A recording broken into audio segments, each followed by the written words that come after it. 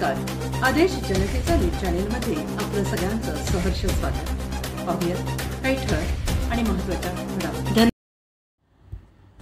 वैष्णवी हगवणे हुंडाबळी प्रकरणातील मुख्य आरोपी निलेश चव्हाण याला पिंपरी चिंचवड पोलिसांच्या गुन्हे शाखेने नेपाळ सीमेवरून अटक केली आहे. तो 21 मे पासून फरार होता आणि पोलिसांनी त्याच्या शोधासाठी अनेक पथके तयार केली होती.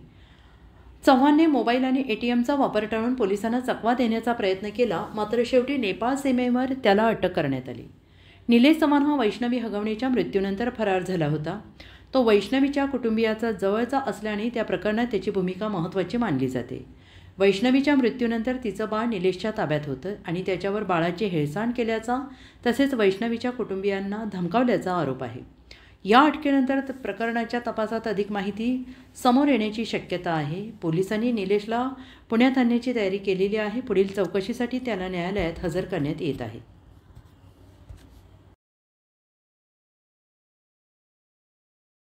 नवनवीन बातम्यांसाठी पाहत रहा आदेश जनतेचा न्यूज चॅनेल.